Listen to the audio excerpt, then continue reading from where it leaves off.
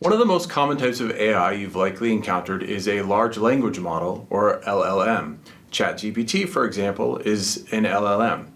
These models are like super-powered text generators trained on vast amounts of data to respond to almost anything you ask them, often with surprising accuracy.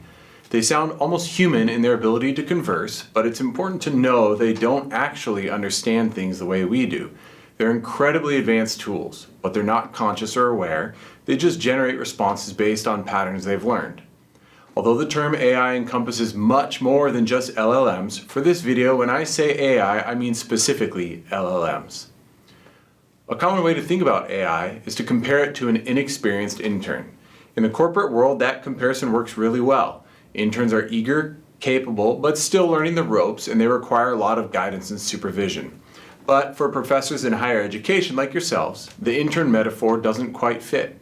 You don't have interns. You might have teaching assistants, but they're often more experienced than a true intern, and their role is different. So, for professors, a more natural way to think of AI is to consider it like an undergraduate student in a class. Just like an undergrad, AI is still in the learning phase, trying to figure out the nuances of the material and the process for engaging with it.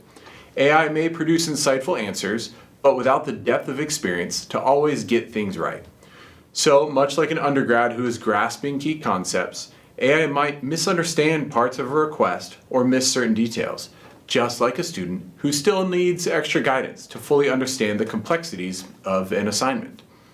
In the same way that you as professors need to guide your students, offering explanations, clarification, and context, when working with AI, you need to be clear and specific with your instructions. The more context you provide, the better the model will stay on track. For example, explain the bigger purpose of what you're asking, so AI understands the broader goal of your request. Then, break it down by treating your instructions like a checklist, step by step, making sure each part is clear and actionable. Finally, provide examples to demonstrate the desired outcomes and expectations. Just like you'd walk an undergrad through a complex assignment by providing a rubric or examples of highly graded work or something like that, telling AI what success looks like will help guide it toward producing better results. The clearer you are in setting expectations, the better the outcome will be. And now here's the final step, feedback. You wouldn't expect a student to turn in a final draft of a big paper or project without the opportunity for feedback along the way, right? The same applies to working with AI.